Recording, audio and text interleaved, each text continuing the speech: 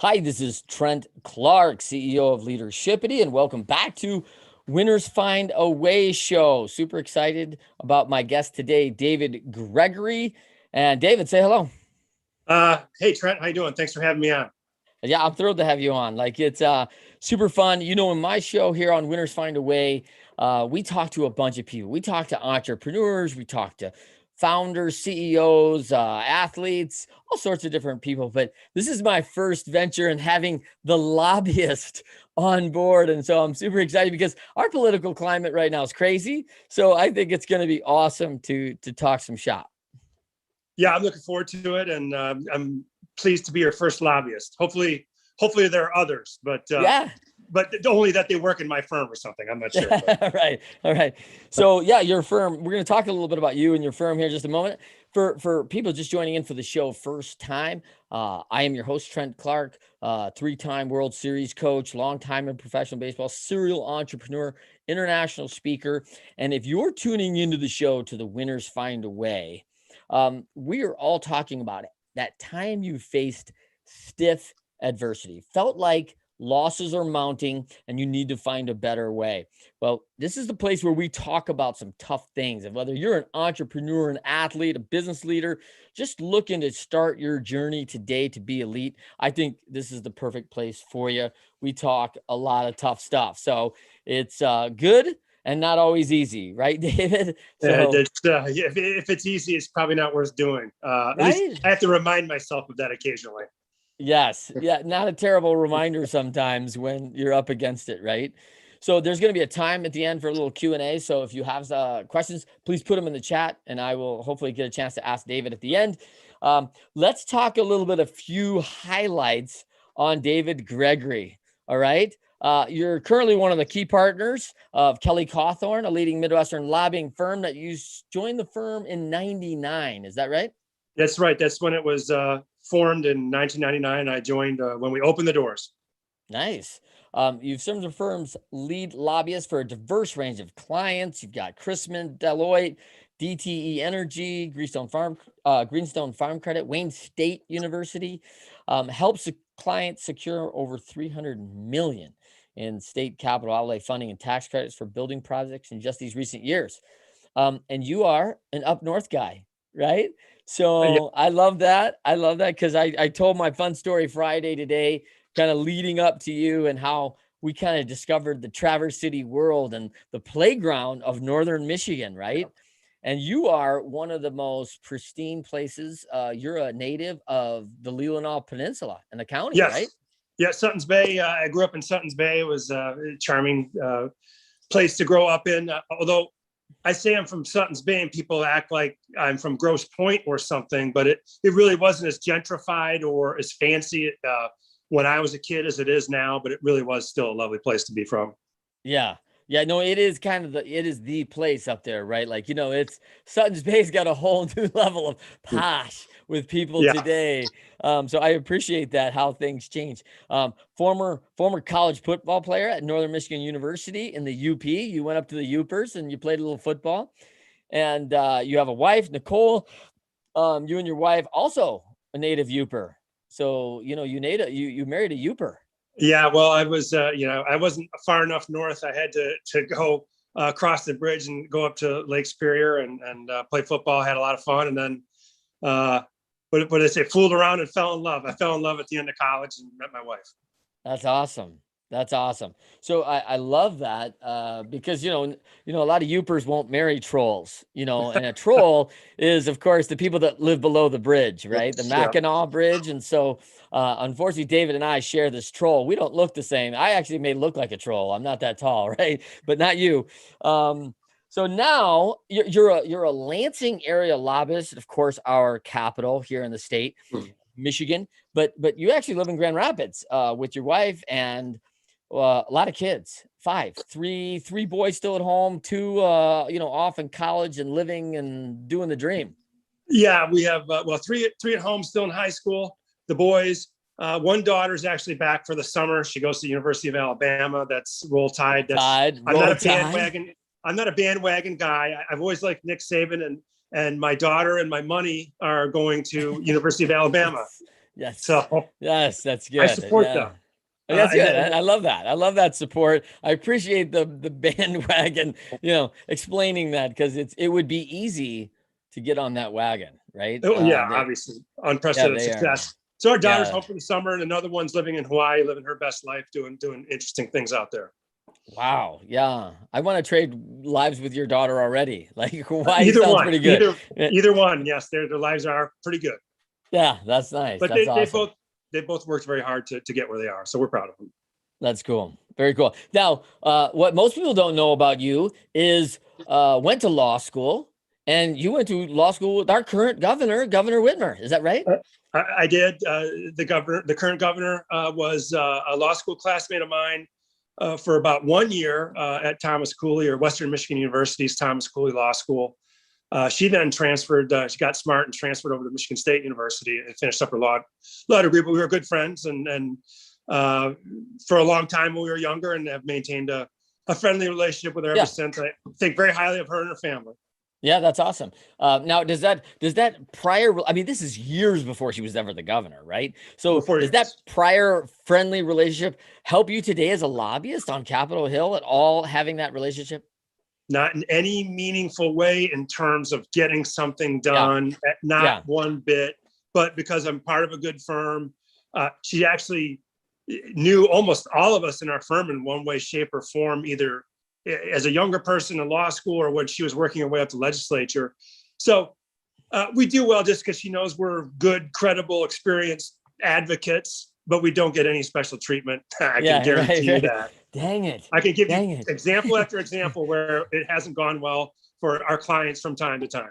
Yeah, exactly. Yes. I appreciate the way the political spectrum can swing, Yeah. right? So, all right. So if folks want to reach out to you, David, tell them real quickly, where can they find you online with Kelly Cawthorn, of course, is that fabulous firm. Tell us a little bit about where they can find you.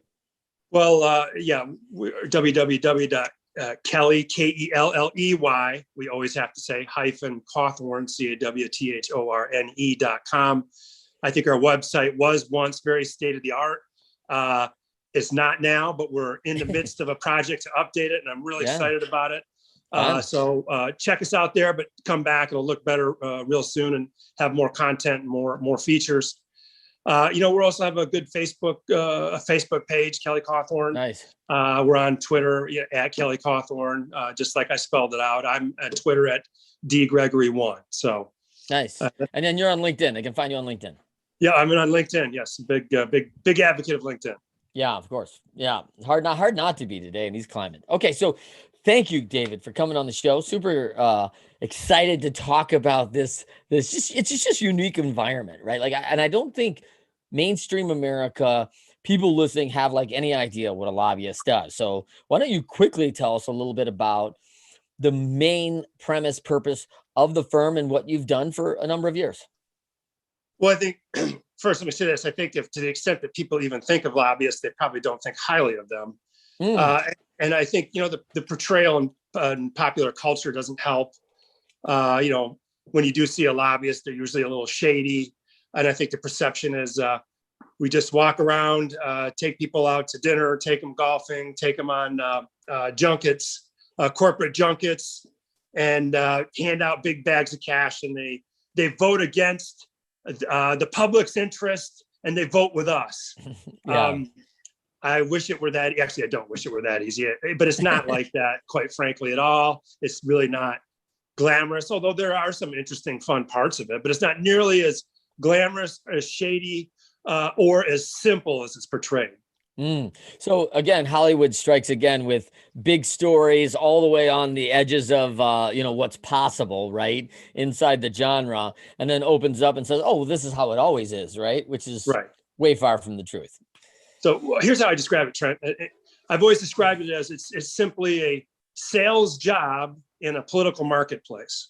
Yeah. We're kind of the middleman, the manufacturer's rep, the salesman, the middleman between, the ideas and issues and goals that our clients have.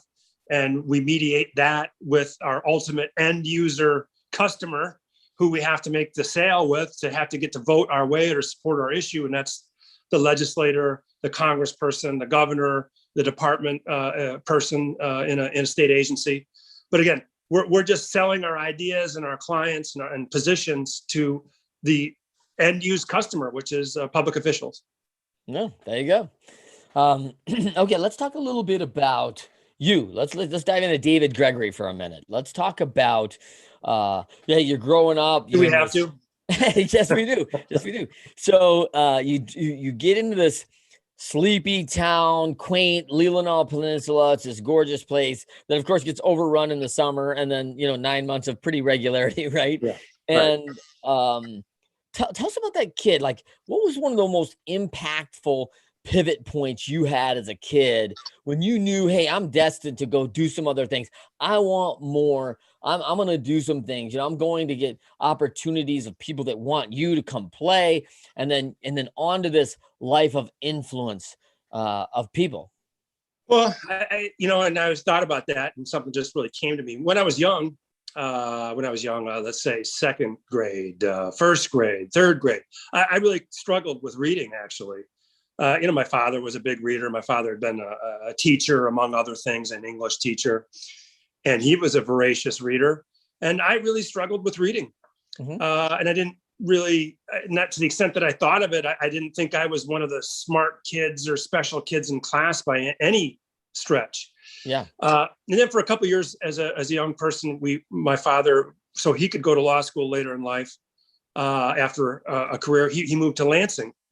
We moved to Lansing for 2 years. So left my small town, went to the big town of Lansing, lived with my aunt. And she worked at Michigan State University at Olin Health Center. And she had season tickets to all the sporting events. Yeah. And all of a sudden I got to go to see, pretty much every home game Magic Johnson ever played. And Kirk Gibson was playing football for Michigan State. And we went to hockey games. We would go to the big library in downtown Lansing, which was bigger than, any building in my entire little hometown. We would visit the Capitol and museums. And I think it really opened me up. And then all of a sudden by fourth grade, I was put in a kind of advanced learning or enrichment program for kids. I really accelerated quickly when I was exposed to a little more culture, a little bit bigger environment. Again, the broader world than just pretty little Suttons Bay. And I don't think I was ever the same after that, in a good way. That's so cool. Yeah, that's so big, right? And I coached Kirk Gibson at the Tigers, so I really appreciate. And I coached at Michigan State with Coach Saban, so we're gonna have lots to talk about that a little later. Well, I think people forget what a tremendous football player he was. Quite frankly, yeah, he was an All-American football player. And then, if I remember right, he went out for baseball 1 year at Michigan State. He had played in high school, and he set the Big Ten home run record. I mean, he was just a tremendous athlete. Yeah, tremendous athlete. Yeah, and you see a little glimpses of Kirk's football career because he's got about 3 videos out there where he just kills catchers at home plate, right? And you can see he knows exactly what he's doing. Like he's dropping the shoulder, pumping the legs right through contact. Like he's I think he was an All-American tight end at Michigan State. So no joke, right? Yeah, he was fast and physical. Yeah, and he liked contact. I mean, really, he was just an amazing competitor. Yeah, for sure. So let's kind of move forward. Let's talk a little bit about, I love the quote from Chris McChesney and Sean Covey. They wrote a book called The 4 Disciplines of Execution. It says, winners, when shown data that they are losing, find a way to win. So let's talk a little bit about your background that allowed you to overcome and, the resolve to get through some tough times. I mean, either going back, personal, business. I mean, easy one on this last year, hey, how do you keep developing business and selling through a pandemic? So tell me a little bit about one of those times you were up against it, losing, found a way to come back and win, down but not out. Walk us through that a little bit. Well, I guess, one was in, my, whatever my athletic career amounted to. In college, I earned a starting position and was in my, I guess, second or third year and doing pretty well. And then I basically blew out my ACL, my knee, and close to the last game of the year. Actually, it was Vince Buck from Central State of Ohio, ended up playing for the Saints, just drilled me. And my knee was blown out. And it was towards the end of the season. And then I knew that my knee was done, but some x-rays and mishaps and miscommunication. And next thing you know, it's 6 or 7 weeks later and I still haven't had surgery. And then I had a little bit of a dispute with my team doctors. I ended up going back home to Traverse City at Munson Hospital, Dr. David Lint, an outstanding orthopedic surgeon. Munson's got a few of those, by the way. They got some good ones. They do. And he did kind of what was at the time a patellar tendon replacement of my ACL, which was kind of a cutting edge surgery at the time. It's not anymore very common. But all of a sudden it's a little past Christmas and football starts in the very beginning of August and I don't have a lot of time. And, and then I saw my name not on the depth chart or off the side of a depth chart in the coach's room one time. And that really lit a fire under me to attack physical rehab with everything I had. And I did. And I ended up playing the next season, 7 months after my surgery, playing football. My right knee, surgical knee, tested out stronger than my left knee. And it was sheer, I guess, determination. And the spark was seeing in a physical reality on a depth chart that maybe I wasn't going to play. And then I wanted to play. And all of a sudden I realized how much it meant to me. So I just attacked rehab and played 7 months later and never looked back. I was never quite the same player again, but, I got back. And whenever I'm struggling or I'm kind of behind, or I do think about that. That was a very difficult time. It was a very difficult thing to do. And I realized if I did that, I can do other things that are difficult. Well, I'll also say this about this, Dave, because you and I are, a few years experienced. Okay. 7 months isn't so uncommon. 7-8 months in an ACL today is aggressive. Back then, ACLs were 12 to 15 months, standard operating procedure, like rehabilitation, the check-in surgeries. So this was like literally almost halving the time of what organizations wanted from an ACL rehabilitation. Yeah. And I was aware that it was probably an aggressive time schedule, but I also didn't try to think about things like that too much. Yeah. And I did have my doctor and then the physical rehabilitation team that I had, which was mostly in Traverse City that summer. They're like, you can do it if you work really hard. If you go at it every day and you do everything we say and even go beyond it, we believe you can do it. I'm like, okay, well, you're the expert, so I guess I can do it. Yeah, I think that's sometimes just what we need, right? We need the right people to tell us, like, hey, you can do this, and they know, right? You're probably in some medical journal, by the way, somewhere, back from the whatever 80s, was it 80s, like whatever it was, like going through it, right? It was 1989. Yeah, it was a long time ago. 89. All right. So what do you think? You come back and you talk about that. What you've learned.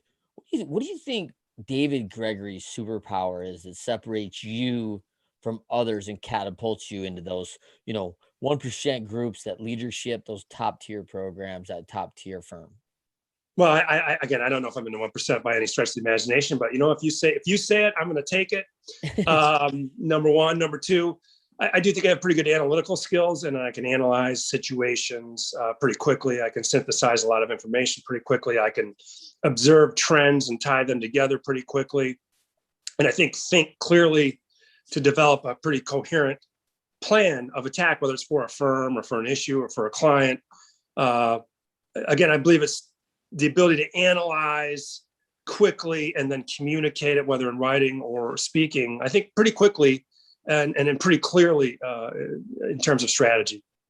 Do you think that was developed? And I'm going to ask you this because Desmond Clark was on our show, longtime Chicago Bear, and he lost the Super Bowl with them, I guess. He went to the Super Bowl and they lost to the Colts. But when he was talking about like how much is going on at the line of scrimmage in football, there's like a 7-second window where everyone has to make, 4 to 12 adjustments, and everything's got to happen like that. And then, it's a 7-second play, and then you got 30 seconds, you're going to do it all over again. Do you think like some of that, as you look at defensive schemes and everything that you guys were running up on that front line as a center and as a key cog, and our football teams, we label our centers number one, because like He's the most important person. Like if our center doesn't get the ball first, if we don't get that, nothing happens. Like nothing gets started without the center, right? So tell us a little bit about that. You think that's maybe part of the way you develop those skills? Possibly. I think it had an influence on it. But yeah, I mean, I always used to say, I mean, hey, the center is the most important player on the team because, nothing happens until the center snaps the ball. That's right. But then after that, everybody, forgets who you are if they ever knew to begin with. I always said, who knows who the starting center is, whether he's any good or bad. Nobody even knows who he is other than his girlfriend or his mom. Yeah. So, but I didn't mind that anonymity. I enjoyed the scrum and the confusion and, quite frankly, the contact and violence of line of scrimmage play and, battling somebody in very tight quarters and just, your will against their will, your technique against their technique. It's just so elemental and fundamental and just, just a test of wills, a test of technique, a test of determination, a test of, can you sustain, coach, my line coach, Buck Nystrom used to talk about that all the time. Can you sustain great effort through 4 quarters? Can you sustain great effort through a long practice or a conditioning, a conditioning class in the wintertime? Can you sustain effort in life, in the slog of life? Because it is a slog sometimes. Yeah. So yeah, I think the ability to sustain effort is something I really learned. And that being in the chaos and confusion and things flying and maybe a little violence here and there, I didn't mind it. I liked it a lot. Yeah. Well, I think that's great. And we need to talk about Buck a little bit more too, because he's very influential in Coach Saban's world and that crossover, because he had some influence in that Spartan days of Coach Saban when I was at Michigan State. And so talk to me a little bit about how some of that served you, like and your firm during this chaotic pandemic. Like, hey, every way you've done business now said, oh, you can't do business that way anymore for the next 6 months or 2 months or whatever it is, however long that sustains out. Very different. How do you take that adjustment to your firm and do something different? Well, I mean, I think, we did learn from Buck and from athletics and other experiences in life, but, first really through athletics, at least that's how I learned it was, you have to adapt. You have to adapt to the situation. You have to improvise some. Everybody has a plan going in until they get punched in the mouth. Yeah, right. Tyson. That's what Mike Tyson. I mean, so you can have a plan and you can work the plan and you can practice to the plan. And all of a sudden the plan is not working. What are you going to do? Are you going to give up? Are you going to give into confusion and chaos? Or are you going to remain calm, rely on your training? You might have to adapt a tactic, but your underlying training mentally and physically should prepare you to be able to change on the fly. Yeah. And we did during the pandemic. I'm glad to talk about that. I'm sure many businesses did. I know they did. Many lobbying businesses did, but I can only speak to how it was for us. Yeah. Yeah. I love that. And you see that how difficult one is for sustained effort through that timeline. Like that's very difficult. And of course, I think a lot of people struggled that with the pandemic, because it was like, hey, I can do this for 2 weeks. Even if they're just saying another 2 weeks, I'm okay. Right. But then it kept going. And you're like, wait a minute, if you get sustained effort in this adjustment, in this adaptation. And I'm reminded of like the Super Bowl where Brady came back, right? It just looks awful. It's back to that shown data that you're losing. I mean, they're down like 24 points or something, right? It's looking bad. And you're thinking, man, we're only halfway through this thing. And I love some of the sound bites from the Falcons players, not to bring up a sore spot for them, but like, hey man, they still got Brady. They still got a plan. They're going to adjust. Like we got to be on our game too. Like, and they're talking about, exactly what you just said. They're talking about like, we can't stop the sustained effort. We have 2 more quarters. You can't just call it in. It's not over. And it wasn't. It was not.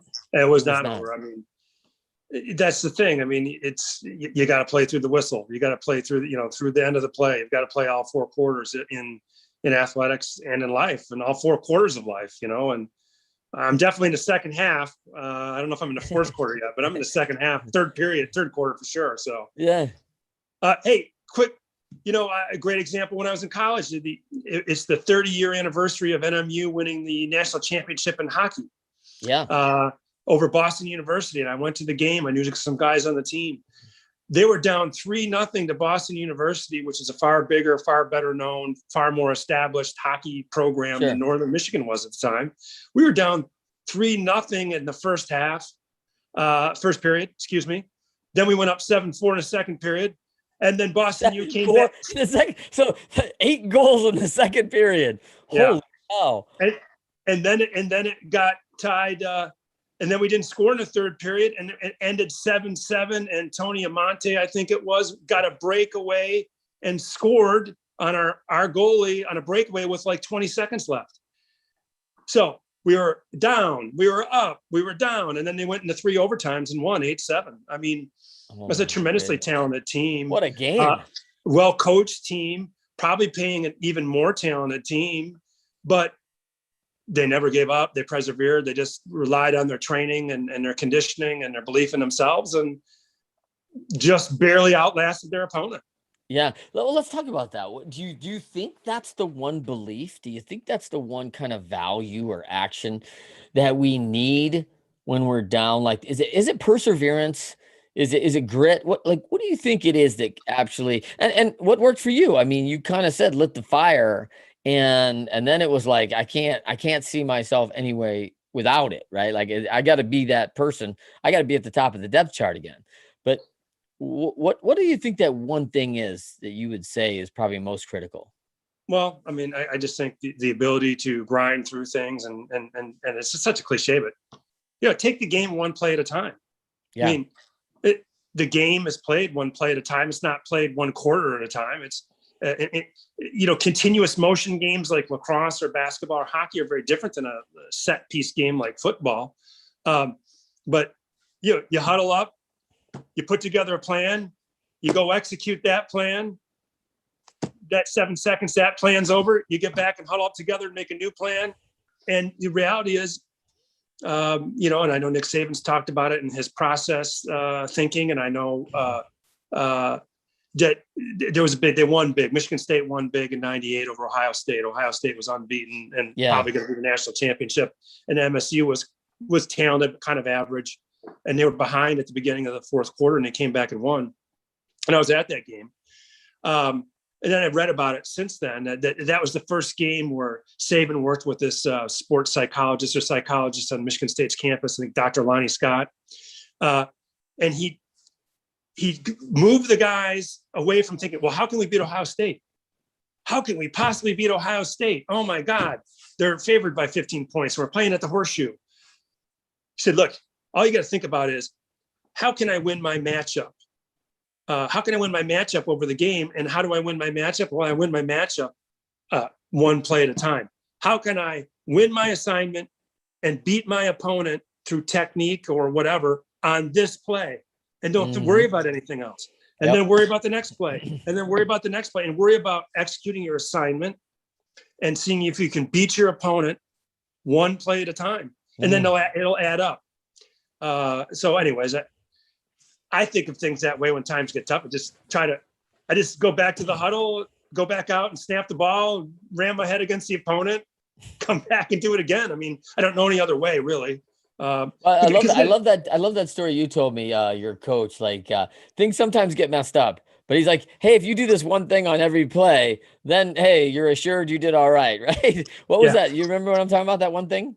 Well, I don't remember exactly. I'm sorry. Yeah. So I think when we talked about it before, I remember you telling me like, his like, hey, if you mess up, hit somebody hard.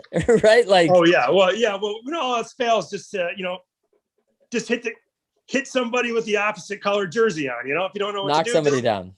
Just go hit somebody in the opposite jersey. I've actually coached youth football and said that to kids that didn't know what they're doing. I'm like, well, if you don't know what to do, just look for a guy in another jersey and, go hit him. Yeah. Make sure they're out of the play. Just run into them. They're out of the play. What do you think the most challenging thing about being a lobbyist is? Oh, I think fundraising is always a challenge. And I don't think legislators or politicians really like raising money. Right. quite frankly, but they have to. I don't think we really like coming up with it for them. That's always a challenge. I think, I also think in Michigan, we have term limits at the state level. So that means, just when somebody's getting to know their job and getting good at it, they're broomed out of there and a whole new crop is coming in. And so the turnover is tremendous. So sometimes it feels like Groundhog Day, or that you're playing a game of checkers over and over again instead of playing a game of chess, because it's like, okay, a whole new crop came in. What is our playbook for meeting new legislators, establishing a rapport, talking about our clients and our issues? And instead of advancing, you feel like you're always going back to the beginning. So that's a challenging part of it. Okay. Let's stay with the lobbying firm, because Kelly Cawthorn's really known, and one of those obvious leaders was Frank Kelly. Tell me a little bit about some of the leadership lessons you gleaned from Frank Kelly along your way. Well, I mean, Frank was really, really tremendous individual, and I think a singular figure in Michigan political history, elected statewide 10 times, and was just personally popular and had a bond with people. And I think the one thing I learned is something he always said his dad told him, which was, any damn fool can make enemies, but it takes a wise man to make and keep friends. And okay, that sounds great, but how did Frank personify it? Well, he spent a career going after the big utility companies and the big retail, on electric rates, and going after big retailers on consumer ripoffs and item pricing. And you know what? But guess who, when he went into private practice, because he didn't burn bridges, because he didn't make it personal, because he did make his case in a relatable way that the common man or woman understood and liked, it was hard to hate him. And he didn't hate the other guy, even when he was against him. And because of that, those very companies that he'd opposed for 20 years and beat hired him. And they didn't hire him just to make him quiet or anything. They hired him because they respected his judgment. They knew he'd tell them what he really thought and what their best course of action was. And he knew how the public would perceive things, because he was a master at how public perceived things. So he battled people for 20 or 30 years in office, and then they hired him when he left, because he was just impossible not to like. And they wanted him on their side instead of battling him. What are some of the things like you're implementing today in the firm because of what Frank established way back when? Well, I think, number one, he's always stressed that the firm has to be bipartisan. It can't be a Republican firm. It can't be a Democratic firm. The reality is it has to be a balanced firm that has both Republicans and Democrats. And, whatever background you came from, you kind of need to shed that identity to some extent and join the firm. And, your real party is your clients or your teammates in the firm. That's who you're battling for. You're not battling for the red team or the blue team anymore. You're battling for the Kelly Cawthorn team, for your clients, for good public policy. You got to make sure you do it with ethics and integrity. And you got to make sure you do it in a way that's, again, you can make your case, you can be aggressive, you can work really hard, but you don't have to burn any bridges. You don't have to make it personal. You never know. Today's opponent might be tomorrow's, ally. Yeah. Remember that. Yeah. Yeah. I think too many businesses do that, right? I see too much of that. And I really like the competitive nature. I think that's really important in business. I think that's truly valued. My issue is when sportsmanship leaves and it's like win at all cost, hate the enemy. And it's like, man, some of the best things I love. And we're seeing it in hockey right now with the playoffs. Right? I love when the series is over and they're all beaten up and everyone's just tired and they all go shake hands, like, this is it, man. And you don't have people who deny somebody a handshake. They honor. I'm not saying they're going out for beers after the game, right? I'm saying, hey, it's been hard fought, and I respect your effort, what you brought, because especially in the age of free agency, it could be 2 years and you'll be teammates. So there's no reason to come in and go bad blood on everything, right? Because that's how fast things change, and they certainly can change like that in business. So I think that's really valuable for people listening today to understand that, hey, the competition's great, but you stay in that and hold that integrity to the competition. That serves. Well, I think people be well served to remember that in politics too. I mean, whether it's the public Mm, officials or really just the general public out there. I mean, it's like I'm either red in Fox News or I'm either blue in MSNBC. I mean, yeah. and it's completely tribal, and they're not even they don't even acknowledge that the other side are decent human beings, Yeah. or they don't recognize them as fellow Americans who share their same basic values. Yeah. I think that's problematic. I think you see it in youth sports more than you used to. You Yeah. know, my dad was a coach of a lot of different sports, and one thing he always told me was, you know, you have to have some respect for your opponent, because quite frankly, you don't have a game without them. And isn't that the thing? To Yeah. have a Right. game and to That's right. compete. That's right. And isn't that what's fun about it? And nobody wins all the time. It's impossible, except Yeah. maybe Alabama. I don't know, but Yeah. Yeah. They win a lot, right? So, but I like that respect everyone, fear no one, right? Like, I yeah, mean, hey, they deserve your respect. You can't give them admiration to where you fear them. And I think that's where Alabama is certainly in that realm of they've received that respect from everyone, and I think where you see it go south for a lot of teams is they actually fear them. I mean, and listen, rightfully so in some cases. I mean, there's a lot to fear there. Like they're really good, right? But if you're gonna come and compete with them, I just don't think fear is the option. So tell us a little bit why, since we're on Bama a little bit, tell us why you admire Nick. Nick Saban, head coach, longtime guy. Obviously, you had a front row seat for a lot of his activities at Michigan State. Nick and I go a little bit, further back than that when we were together. Toledo, I was an athlete actually at the time when most people don't know. Again, one of those things that most people don't know about me. Like I was at Toledo and Nick was the head coach of our football team when I was there. So worked out a lot with his football program because of a number of things. But tell us your admiration and where you find that. well, number one, I'm different than most. You know, I grew up a Michigan State fan. As I indicated, most Michigan State fans hate Nick Saban. I just never did. And maybe part of it was because my offensive line coach in college was Buck Nystrom. That could be a whole show in and of itself. The most eccentric and intense person I've ever met in my entire life. But he was the offensive line coach on George Perlis's first staff at Michigan State, and Nick Saban was the young defensive back coach. That's right. Yep. And Buck was an established coach. He was actually MVP of the Rose Bowl in the 50s. Didn't wear a face mask. Had a helmet, but no face mask. Yeah. So anyways, and then Nick openly credits Buck that he goes, I got my fourth quarter conditioning program, which isn't just conditioning. There's a lot of values embedded in it and a lot of approach embedded in it.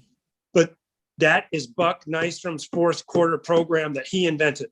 And I took it from him, and I took it when I went to the pros. I took it to Michigan State, LSU, Alabama. Yeah. And that's been one of the foundations of his program ever since. And I knew that. And I knew Buck, and Buck would talk about Coach Saban quite a bit.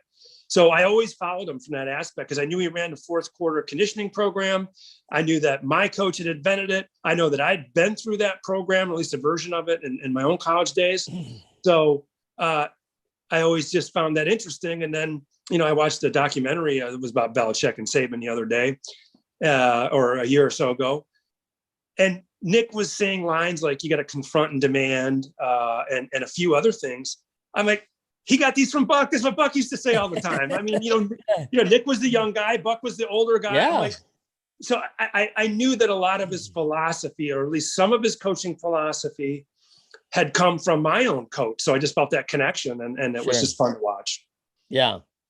Yeah, that's funny. And I recall my story of, Nick in practice he was diligent, right? Like the practices were laid out like clockwork, literally.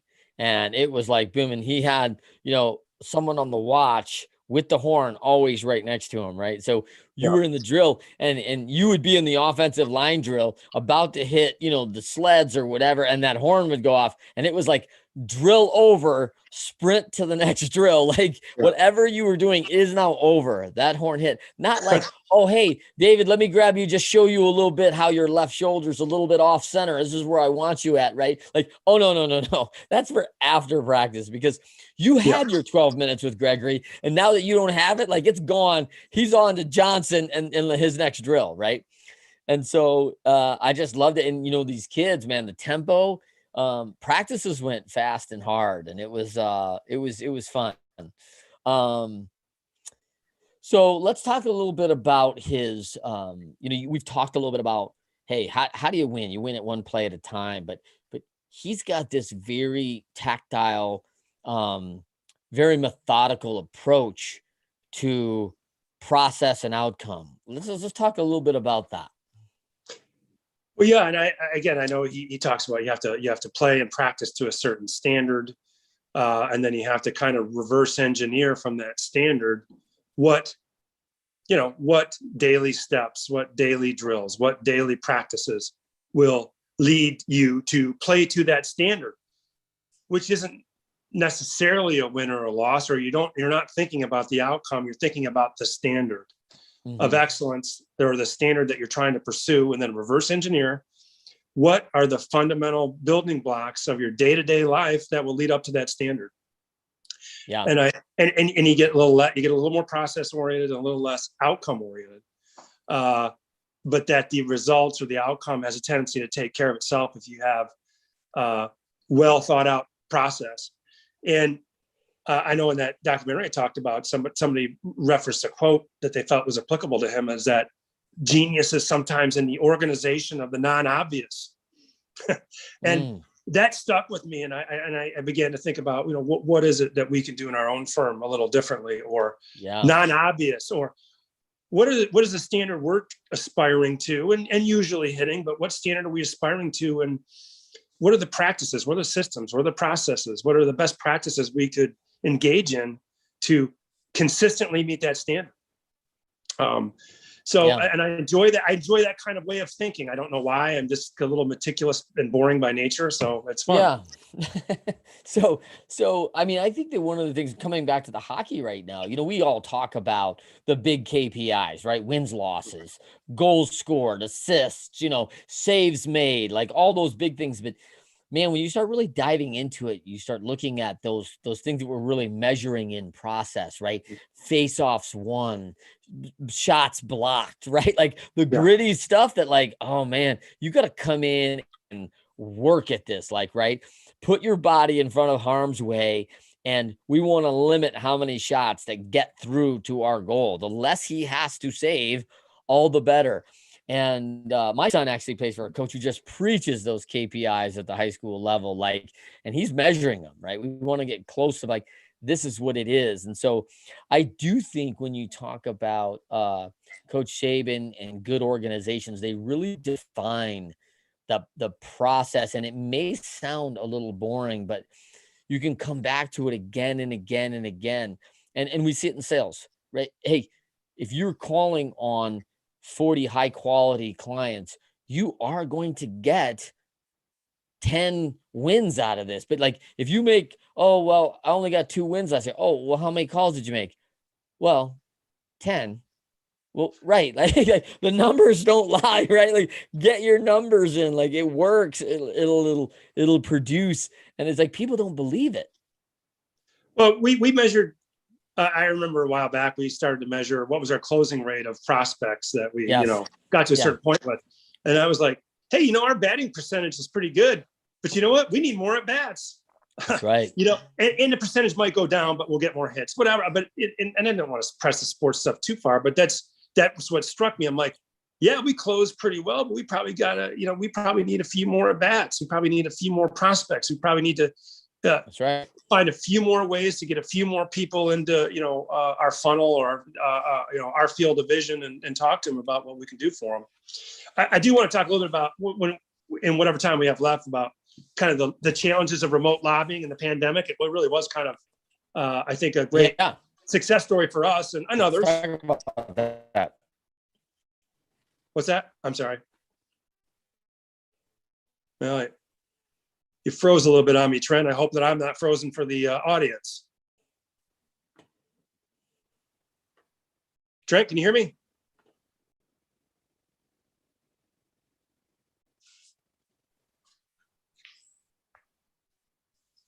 Hey, Trent. David, I'm sorry, I lost you for a second. Yeah. Give me that one more time. Give me the success story that you said, success story for you regarding this. I think we missed that. Well, about kind of how we met the challenge of the pandemic. We have a one-on-one, Yes. person-to-person business that's lobbying, and we rely on, meeting with the legislature. So all of a sudden we couldn't go anywhere. We couldn't meet with anybody, and the legislature wasn't even meeting. And it's like, I don't know, are people even going to pay us anymore? Are we going to have to lay people off? What's going to happen here? Yeah. We didn't panic. We just said, hey, we're going to figure this out. We don't know how we're going to figure this out or what this means, but we're going to figure it out. So we started doing Zoom meetings 3 times a week, just as our internal team. What are you hearing? What are you hearing? What are you hearing? Okay, we were comparing notes. Why don't we get that out to the clients? Yeah. And then it was like, well, why don't we start doing Zoom calls and Zoom briefings with, we'll get the Speaker of the House. He'll talk to an audience of our clients. We'll get the Majority Leader. We'll get people from the Whitmer administration. And we even once had the governor herself. And it was all of a sudden we realized, wow, this is actually a pretty valuable tool. We probably couldn't have gotten this many of our clients in front of these public officials in a year full of Sundays. It would have taken forever. And we're like, this is actually very efficient. And there's value for the client and there's value for the public official because they're getting in front of so many people in such a short period of time.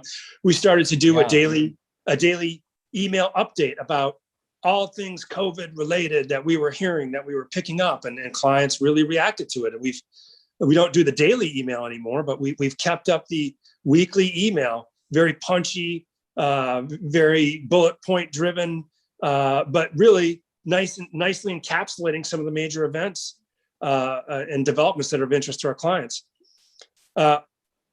We started doing lobby days instead of doing them in person, where an association comes to Lansing, they have a reception, and the radio broadcaster from the Association of Broadcasters from Saginaw goes and meets with the state senator from Saginaw, and you try to schedule all these meetings, and inevitably the legislative calendar gets screwed up, and then the meetings get thrown off. But we said, look, people still want to do lobby days. They still want to talk with their legislator and give them their point of view. So we started doing it via Zoom, and we created our own platform called Kelly Cawthorn Connect. And people are doing lobby days virtually now, and they're preferring it. Why are they preferring it? The schedules are easy to keep. And maybe even more than that, instead of just being able to do lobby days on session days, which are Tuesday, Wednesday, Thursday, traditionally, we can do them on a Monday or a Friday when the legislator is not even in Lansing anymore. All of a sudden, we just found out we adapted and we used the tools we had in a new way. We're fundamentally still doing the same types of things with the same goal. We were just using new ways of doing it and new ways of thinking. And then we started to realize, well, some of this has value, period, regardless of the pandemic, and that we will have to incorporate many of the lessons learned. I was really proud of how we thought about it, how creative our team got, how much they adapted to it and bought into it, how much our clients adapted to it and bought into it. It was fun, actually. I mean, that aspect of the pandemic and working through it was enjoyable. I'm not saying that the pandemic was enjoyable, but that part of it was. Well, I think that this is one thing that always stuns me. A lot of people really don't love conflict. They don't love challenge. It's hard. And I really appreciate that. But, all the good things, some of the best things came from solving the problem, and new stuff comes out of it. Like, wow, look how efficient this is. Like, why wouldn't we have been doing this 5 years ago? Like, even though the environment was different, there's value to people in doing things this way. And so I think the discovery of, the shift in our paradigm, because we have to do it another way under the circumstance, all of a sudden opens up opportunity for a lot of other things. So I think that's so cool that you discovered that inside the firm. I think that's awesome. Yeah, well, I was proud of our team, and it wasn't necessarily leader driven. We all just said, what the hell are we going to do? I mean, everybody, everybody, administrative people, interns, whatever, didn't matter. Everybody just said, what the hell are we going to do to service our clients, to continue to give value, to hope they keep paying us so we can all keep paying you and we all have a job and feed our families and get through this. I mean, and everybody just, I don't know if they whined and complained about it. They guess they did it on their own time. They just kind of pulled together. It was great. That's awesome. I tell a lot of folks like good ideas can come from anywhere. Like Yeah. it doesn't always like, oh well, it can't be a good idea because it didn't come from one of the leaders. That's trash, right? Like this is what you hire interns for. I love the intern programs for one of the reasons that everyone's coming fresh out of university, just sponge learning. And they've got some ideas about how this thing might work. And some of them aren't great. I get it. But like some of them are like, wow, I don't know. We hadn't really considered that. Is that something you learned at school? Like, oh yeah, here's all the data on it. And hey, we might have to take a hard look at that. Yeah, we've got a young person right now, and we didn't really know. We don't have graphic artists in house, or we don't have a great ability to put together. We do an okay job. Sometimes we need outside help. We needed kind of a banner visual for actually a webinar we're doing on Monday. But he's like, "Well, that's what you need." And 10 minutes later, he had it. So it was great. Really, that guy got those skills. Yeah, they're young. They have great skills, and they're completely wired in and adapted to the world that we're in now because they grew up in it. They don't have to adjust or think differently. It's how they think to begin with. Been trained up. Yeah, that digital world. And I can appreciate that because it's the big learning curve for me, right? Yeah. So I appreciate when it's easy for someone. Let's describe to me a question here for you. Describe the leader you want to be. Well, I'm certainly not the leader I want to be to the extent that I am a leader. But just to the nature of the position that I'm in and my partners, we do have to, we have to lead the firm. I'd like to be respected. I'd like to be considered to be open-minded, but firm when necessary, fair. And I think that, again, open to others' ideas, which I like to think I am. I'm probably not, but that we went in a direction that was positive for our clients, positive for our state, positive for the people, that we all work together, that we created an environment that was fun and pleasant to work in while doing good work. That's what I like to be remembered for. I mean, did I play a small role? I mean, is this a fun place to work where we can, enjoy it and do some good stuff and maybe make some money and do some good things for our clients and for our state? I remember there's a movie called Charlie Wilson's War, which is a great political movie. Tom Hanks is in it, but the CIA character. Charlie Wilson's War. It's called, what is it again? Charlie Wilson's War. Yeah, Charlie Wilson's War. Yes. But the CIA character that he kind of worked with, is a real story, how they kind of funneled a lot of money to the Afghan rebels as they were fighting the Soviets in the late 70s, early 80s. But the CIA guy's kind of pulling his leg in some encounter with another intelligence person.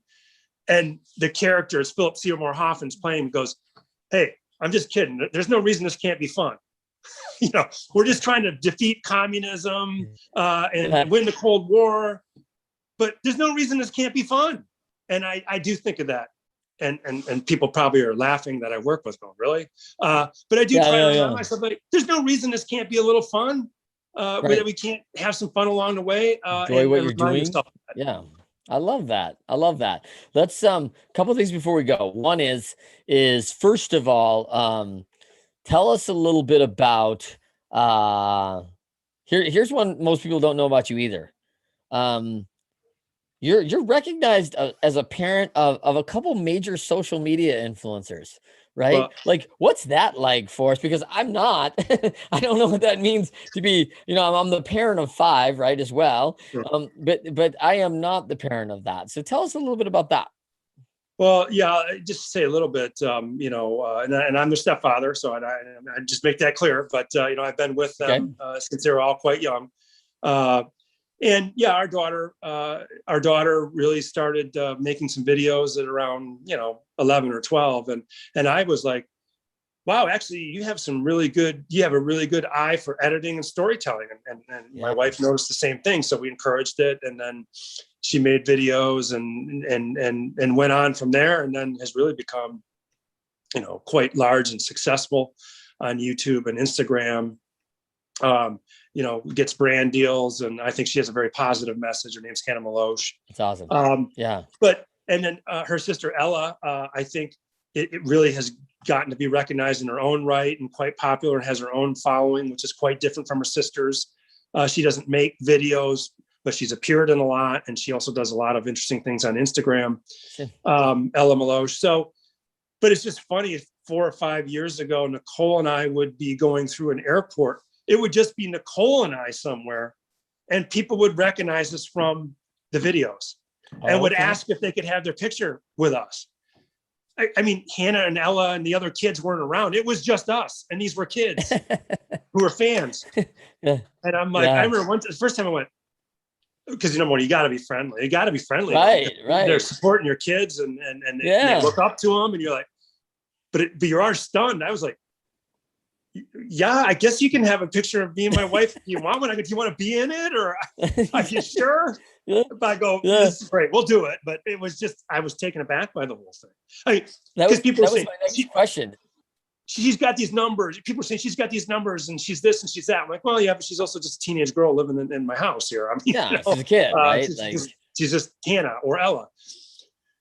But so it wasn't real to me until someone say, hey, I recognize you.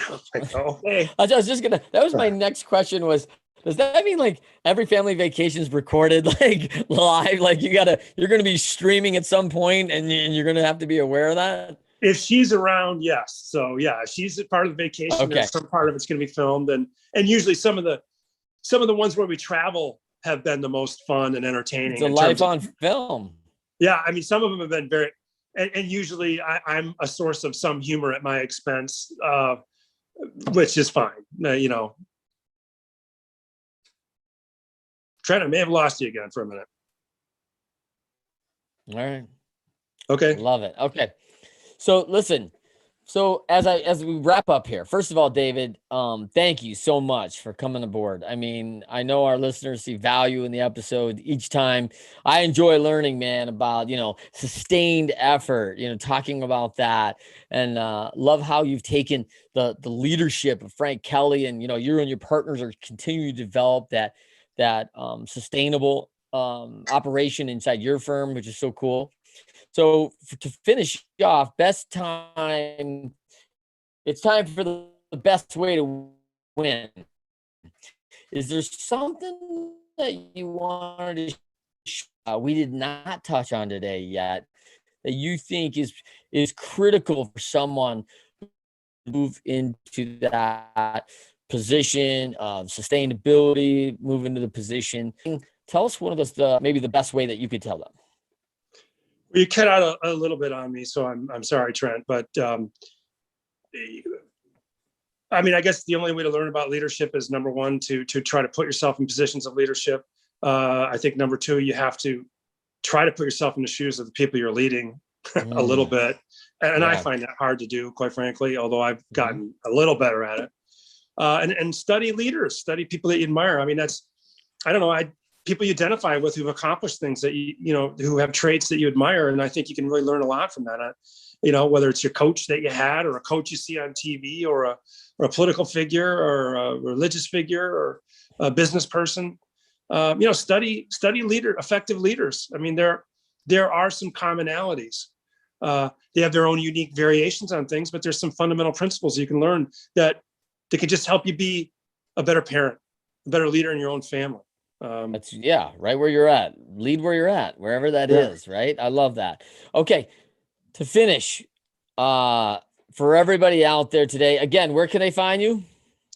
www.kelly-cawthorn.com. I'm at Gregory1 on Twitter.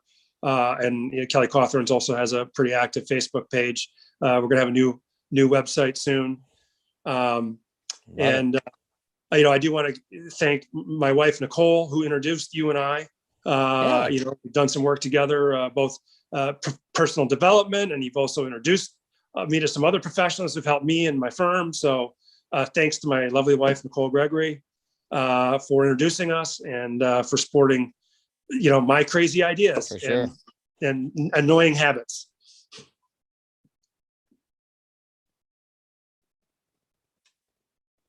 All right, freezing up on me again. It's probably my Wi-Fi. I'm banished to my basement.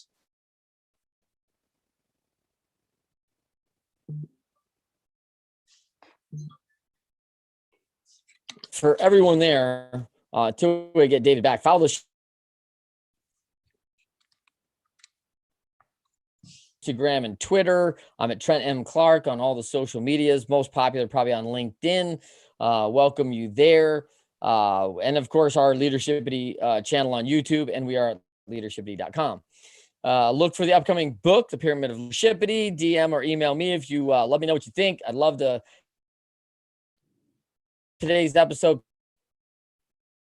5 stars. Subscribe to the channel. We always love that. Work hard to find value delivering stories for 1% leaders for you every episode. Of course, David did not disappoint again.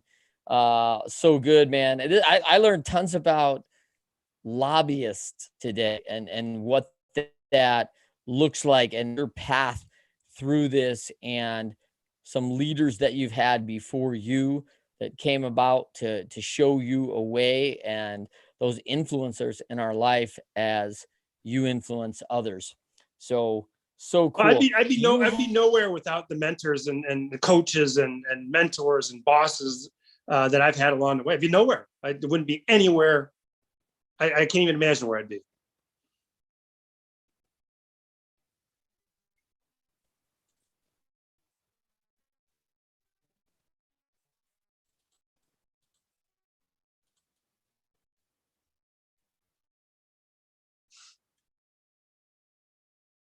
Still there, Trent? I'm sure it's my Wi-Fi. Hey,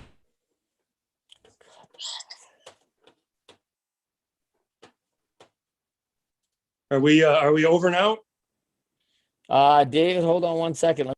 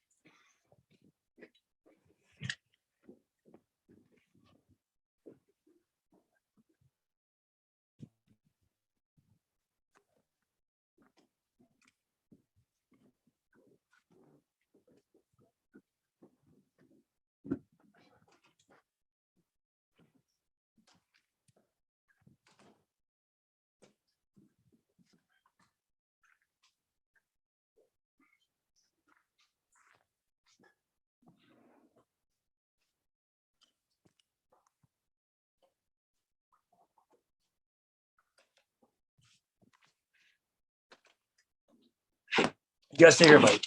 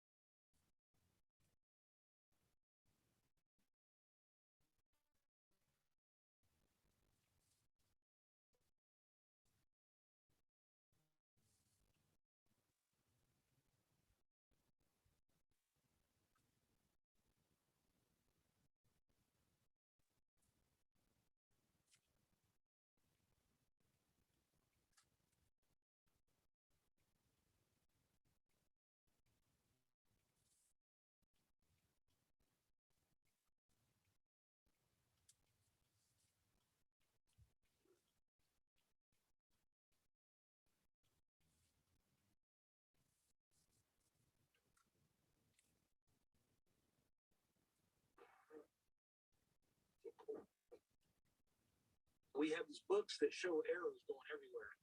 And, all the old guys talk about how green reading is such a big part of the game. You shouldn't have almost like a cheat code.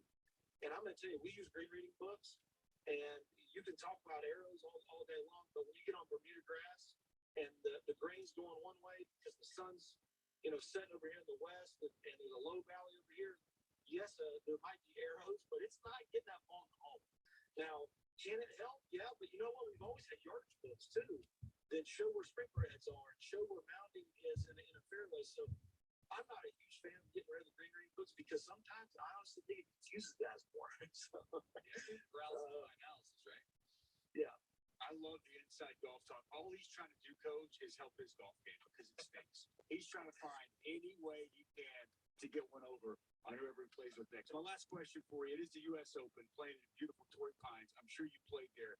Do you have a pick for this weekend, this Father's Day weekend? And what's the key at Torrey Pines? Give us a quick, if you could, tour of that course and what it takes to really play well there. I've never played. I've recruited on it before. They have a big national tournament there every July, and I've been out there. It's just a big and long golf course. What I've seen from some of the interviews has been that the rough is spotty in some spots. So you talk about bombers having a huge advantage out there, right? The DeChambeaus, John Rahm, Rory McIlroy, those guys. But who was on the front page of the leaderboard yesterday at the top is my boy Russell Henley, who I recruited to come to Georgia, who is not a bomber, but he hits it dead straight on a string, which is very typical for a U.S. Open. So I'm going to kind of go a little bit more in line with guys that can still just keep it in play in the fairway, fairways and greens. A guy like Russ, if he gets his putter right, he's one of the best putters that I've ever been around in my life. So I'm interested to see what he does today. But if I were going to pick a big boy, it'd probably be like John Rahm. I mean, that guy's coming off something crazy that happened to him, got pulled out because of COVID. But you know what? That guy, he is so good. He's one of the best college players I've ever seen, for sure, in all my time. And he has got some fire in him, and really fun to watch. No question about it. That's going to be all weekend long, the U.S. Open there at beautiful Torrey Pines. Coach, thank you so much for the time, man. Congratulations on another incredible season. I know you guys wanted to end that thing with the national championship, but still, as you mentioned from the onset, a great year for your Oklahoma City team, and you're one of the best stories in the country. Keep doing what you're doing, Oklahoma. We appreciate it. All right, appreciate it, guys. All right, there you go, Ryan Hibbell, Oklahoma head golf coach, dropping some knowledge and having some fun with us here today on this Friday. I'm going to tell you the best thing for you, Ben. Throw those gloves in the garbage. Just get rid of them. It's not your sport. You know what I mean? You're a plow horse. You're a team guy. Golf's a me game. It's an individual sport. I mean, just get rid of those things. They're useless anyway. But that was a lot of fun catching up with Ryan Hibbell. He talked there about pushing the envelope, right? You have to push the envelope. You got to push as hard as you can. But what happens when you push too far? What happens when you just say, to hell with the rules? We're doing what we want. We'll discuss what's going on in Arizona State next. It's College Sports Today. For the first time in 2 years, Omaha is open for business. This weekend's Carnival College World Series is on ESPN Radio starting Saturday. Everything straight out celebration Sirius XM 84. For a full schedule, go to SiriusXM.com/sports. 145 over 92. 180 over 111. I had a heart attack and cardiac arrest and then a stroke. Your blood pressure numbers could change your life. Lowering your high blood pressure could save you from a heart attack or stroke. If you've stopped your treatment plan, restart it, or talk to your doctor about creating one that works better for you. Start taking the right steps. Now, trying to get better, stronger than ever. Brought to you by the American Heart Association, American Medical Association, and the Ad Council. Paid Agri endorsement. Individual rates, coverage, offerings, and savings may vary. Subject to terms and conditions. Not available in all areas. As a small business owner, I'm trying to build my business while keeping costs down. So imagine my surprise when I heard Pi Insurance on the radio saying I might be overpaying for workers' comp. Pi said they could save small businesses like mine up to 30% on workers' comp coverage. It sounded simple, so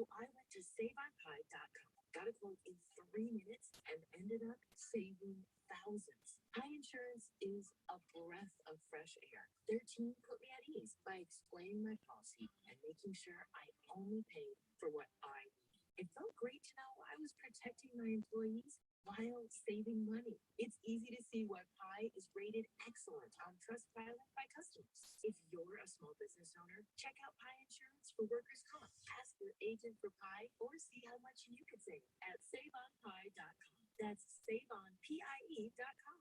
Trading involves financial risk and is not suitable for all investors. Past results do not guarantee future performance. Traders, listen up. As life in America starts to return to normal, are you looking for the best trading opportunities? With the current real estate market, the rise of crypto, and the volatility of tech stocks, it's virtually impossible to guess what will happen next. With Vantage Point, you don't have to. Text the word demo to 813-813 to learn how our technology analyzes over 1 million data points per day. Text the word demo to 813-813 so you can learn how to predict market trends up to 3 days in advance with incredible accuracy.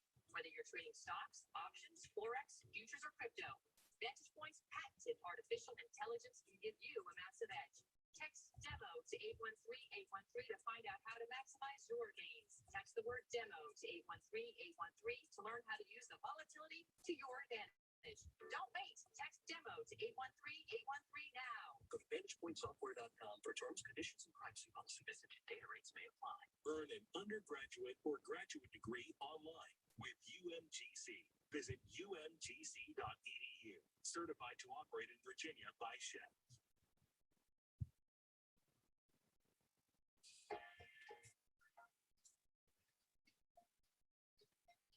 This is College Sports Today. Here's Dusty Dvorak and Dan Hartsock. Welcome back to College Sports Today. I'm Dusty. Are you guys worried I wasn't going to be here? Come on, of course I'm going to be here. I'm a professional. I know. I've got a middle clock in my head. I know when you got it back in the chair and ready to go. Ryan Himmel was great. Well, you love the fact. You said you had to go do some parenting. What's going on? Was there a fist fight? Was there a corn fairy situation? No, man, I can't wait to dive into it. Maybe instead of talking about Arizona State, maybe now is when we get into the Corn Ferry Tour fiasco. No, they just got back from golf camp and they got invited to come over for a little swim day. And so I got to sit here and I'm trying to coordinate things. You know, I'm trying to be dad, trying to be radio guy. So, but you know what? Again, I can do that in segments. Like I know I got like 2 minutes with my kids. I got it back for radio. So no worries. I will be here for the show. You love the fact of learning the intricacies of how to really piss off your opponent on the golf course, didn't you? Yeah. The gamesmanship, the game within the game is the most fascinating aspect of all sports. I love that. I love catchers that talk trash to batters in the box. I love that when I was playing tight end, that I loved watching defensive linemen go through great lengths of taping and velcroing and gluing their jerseys to their pads so that there's nothing for them to grip onto to cheat by holding, any of those little trick games. Offensive linemen greasing up their arms so that when defensive linemen were trying to get a stick on them, they deflect off, right? There's all different types of, I was talking about this the other day, in NASCAR, you've got to be a certain weight to make weight to be legal to be in a NASCAR. I heard this podcast with Darrell Waltrip, one of the all-time greats. They would stuff the frame rails full of lead shot and to make weight. And then as soon as they'd roll off the scales, he'd go out on the racetrack and he'd have a little lever that he'd pull, and they'd dump the buckshot all over the track and light the car up like some certain amount of weight, like blatant cheating, just blatant, complete cheating. But you've got to respect that they're giving it a go-round. And really, as it gets into recruiting violations, like I know that's where we're going with Arizona State with what's going on, is ultimately Coach Hibble said it, that if you're not using all of the rules, then you're leaving a competitive advantage for your opponent. And where are those rules? Like I gave this example, I can't remember if I told it on air or not, but I'll just tell it. When I was being recruited as a kid in Southern Ohio in 1998, John Cooper, the head coach, it was a dead period. He was not allowed. The rules said you are not allowed to speak to the players during this time. Well, guess what? It's during the springtime, school's wrapping up, and I get called to the office. And I am in the lobby of my high school, and there is a shootout the OK Corral scenario. I'm in one corner, The other corner is the principal, and then the third triangle of the triangle is John Cooper. And John Cooper does not look at me. He maintains eye contact with the principal, and he says, I know that this is a dead period and that I can't talk to Ben Hartsock because that would be a rules violation. But I want Ben Hartsock to know how much he means to this Ohio State football program and that he's a good player and he's going to be a real asset for our team. And he never once made eye contact with me. Now, was that breaking the rules? Was he breaking the rules? Did he, according to the rules, speak to Ben Hartsock? No, he did not. There's a gray area. And there's a lot of gray areas. There's a lot of gray. But you know what? I think it's okay to live in that gray area. You just better not go over the line. And I will say, though, if you live in that gray area, on some level, don't you have to be willing to deal with the repercussions if they come your way? Like, and I agree. Like, I remember growing up, and there was a neighboring town. My high school, we were very average. We put together some decent years, but there was a neighboring town that had really good football programs. Their motto was, if you ain't cheating, you ain't trying hard enough, right? They'd recruit kids, they kind of stacked the roster, and that was the mantra that they lived by. Led to a lot of, state championships, a lot of success on the football field. And I would say that on some level, there's still some people that feel that way today. If you're going to go that route, then you just have to be able to deal with the repercussions if you are caught, if somebody decides they want to expose you for what you're doing. Because I completely agree. You should toe that line, baby, right? I mean, you should go all the way up into that line as much as you possibly can, and you have to push the envelope, as we heard. People that get mad at people for not paying any taxes, all they're doing is using the rules that are in place to their advantage. Don't be mad at Jeff Bezos. Don't be mad at Bill Gates. Be mad at the tax code, right? That's exactly right. Now, as it relates to Arizona State, so I think that you and I kind of are like-minded thinking in this. Is that you push and you push as far as you can, and you push until somebody pushes back and tells you can't do that, okay? And if you know, once they're pushed back, that you've stepped over a line, you've stepped over a boundary, you've broken a rule, well, then it's on you. You're going to step back, and you're going to, reposition yourself. You're going to keep pushing, and everybody can go about that the way that they want. As it relates to Arizona State, it seems to me, based off what I've read, reading this Yahoo Sports article by Pete Thamel, reading the other things that are out there, it feels to me, Ben, that they said to heck with the rules. We're going to do it. We're going to do exactly what we want, and that is a massive difference, right? It's one thing to look at the rules, push, but to look at the rules, wad those rules up, throw them behind your back, and say to heck with that. We're doing things the way we want to do things. That's rogue. That comes with consequences, and I fear for a program, and I've been a huge fan of Herb Edwards. I've praised him for the job that he's done there, but man, it feels like they have found themselves in some real hot water. And it's not that they broke rules. It's almost as if, and brazen is the word I continue to read and hear used with what's been going on there, whether it's Antonio Pierce or some of the other people on that recruiting staff. But when you act as if the rules don't apply to you and you're going to do whatever you want, don't be surprised if the NCAA or somebody drops a hammer on you based off of the fact that your unwillingness to not just comply, but to even acknowledge that the rules exist. Yeah, and more details are going to continue to trickle out with this specific story, because when we were talking about this with Ari Timken yesterday, a couple days ago, I was almost trying to defend Arizona State, Herm Edwards, to say, listen, okay, the rules are you can't be having official visits. Okay, official visits were out of bounds. Unofficials, to my understanding, now maybe different states have different rules. Unofficial visits are still allowed, meaning if you have a son or daughter that wants to go see whatever university, you can take them. It's just not going to be in an official capacity, meaning you're going to be paid for to get there. You're going to have meals paid for. You're going to be hosted. What is a quote-unquote official visit circumstance? But here's the thing, and this goes back to the example I gave about, okay, well, what is the real what is the meat on the bone? How much gray area is in this rule? Because let's say, normally when you think about official visits, these universities will have blowout weekends where they're hosting their top 10 recruits, and they're going to have a giant meal, and there's going to be hosts, and there's going to be parties, and there's going to be pomp and circumstance, and it's going to be a red carpet. Okay, that's not allowed to happen right now. But let's say you have It is now. It is now, as of June 1st. But it wasn't Right. before that. Correct, and that's what we're talking about here. Let's say me, you, Dennis, and 3 other people all have top 5 recruits, and we're all interested to go to Oklahoma, and we want to go look at Oklahoma at the same time.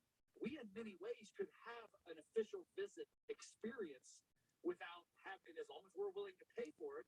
I don't know if you're even allowed to see the coaches. Like, you see what I'm saying? You could still try to work the system as best you can, or even maybe those coaches will say, listen, we can't do it in our capacity, but if 5 or 6 guys want to get together, we can kind of get together and have some talks and do it as much as we can, using the rules to their absolute nth degree.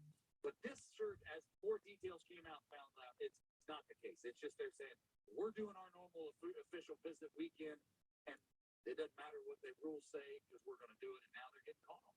And they are. And how far this goes, how many heads could potentially roll, we're all going to be sitting, waiting, and watching. But more information will continue to materialize. But bad news out in the desert for a program that seemed that they were really on the rise. They were. Now it's starting to question maybe why potentially were they on the rise so much. It's unfortunate because I think we all agree. And I heard you guys have Herm on just a couple of weeks ago. Love that dude. Love what he was doing there. But man, if you read some of the allegations, it does not look and sound good for the Arizona State football program currently. So much to get to today, and we're going to. The sounds of summer. A sonic road trip across North America. Featuring playlists created by local experts to make you feel like you're there. This week, the surf's up in sunny Southern California. Sounds of summer. Every Thursday, Sirius XM Volume Channel 106. Always on the SXM app. Black Diamonds, stories of Negro League Baseball. We are off to see the wizard, the legendary Ozzie Smith. A new Sirius XM podcast hosted by Negro Leagues Baseball Museum President Bob Kindred. With passion, with great skill, but also with a little swag. Being compared to an old Negro League player is the honor on top of an honor. They are the path for guys like me to play this great game. This is what's great to visit with you. You learn all about the black greats that we didn't hear much about. Black Diamonds, available now on the Sirius XM app. Liberty Mutual Insurance Company presents. Check it out. A root cycle. Get ready, folks. Test your strength. Come see the fire-breathing baby. Tell people that Liberty Mutual customizes your car insurance. You only pay for what you need. Look, an eagle wearing sunglasses. Libra has famous. Only pay for what you need. Liberty.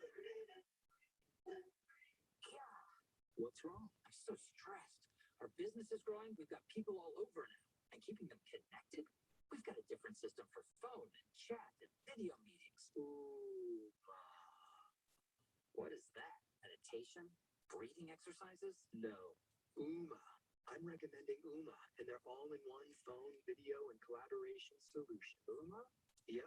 Calls and meetings from any computer, anywhere. Perfect for the small, medium, and large business. That's all the sizes, isn't it? Yes, it is. But isn't changing over a pain in the... Switching to Uma is a cinch. Its simple web interface lets you route calls, create ring groups, text, and more. Just $24.95 per month per user, plus taxes and fees. Ooh. Now you're feeling it, right? Visit Uma.com. That's OOMA.com to learn more. Uma. Smart communications for the smarter business. When you think about investing... God what comes damn to it! mind? Is it a portfolio that builds interest? Or is it doing things that hold your interest? At Thrivent, we believe money is a tool, not a goal. And with the right guidance, it can afford you a life rich in meaning and gratitude. Thrivent offers financial advice and solutions to give you financial clarity so you can have a balanced portfolio and a balanced life. To learn more, visit Thrivent.com or talk to a Thrivent financial professional today.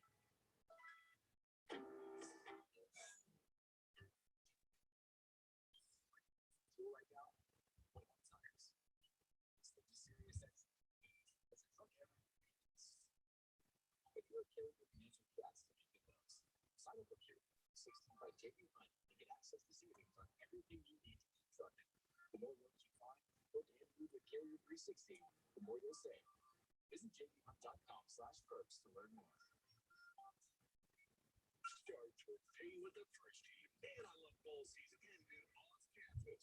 Got cast announcers on ESPNU Radio. Sirius XM 84.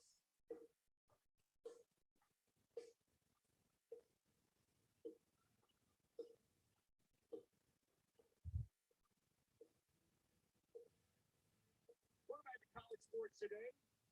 In short, abbreviated segment, we got Patty Gasso, national championship winning head coach of Oklahoma, joining us at the top of next hour. You don't want to miss it.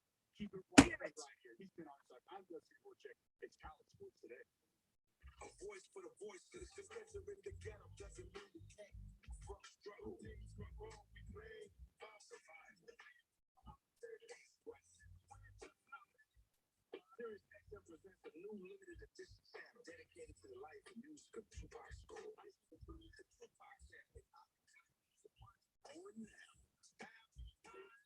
Really? Really? And on the Sirius XM app. Name's Harvey Newell, Russell football coach. Sony Pictures Classics proudly presents 12 Mighty Orphans. Today we're going up against a team that's won 2 state championships. The incredible true story of a Texas football team that inspired the nation. A new film by Ty Roberts. Bill Cohen, Mighty Ranch, starring Luke Wilson, Vanessa Shaw, Wayne Knight, Jill Robert Rudolph, and Martin Sheen. I'm proud to be in 12 Mighty Orphans, rated PG-13 from Sony Pictures Classics. Now playing only in theaters. This is that place where truck drivers are treated with respect and work-life balance exists. A place where you could average $87,500 for the equivalent of 89 cents per mile in your first year. A place where home time guarantees you'll be with the ones you love every single week. A place where benefits reflect your hard work, where you know that you'll never have to load or unload free. A place where truck drivers are among the first to respond in times of need, delivering water and emergency supplies to the people who need it most. You want to work for that place, make a difference for that place, and most importantly, you want to drive for that place. That place is Walmart, and we offer a variety of benefits starting day one, including well-maintained equipment, a quarterly safety bonus, and pay when taking a DOT break on the road. And we're hiring truck drivers all across the country. To apply online, visit drive4walmart.com. That's drive the number 4 walmart.com. Walmart's an equal opportunity employer. Listen in all day to ESPN.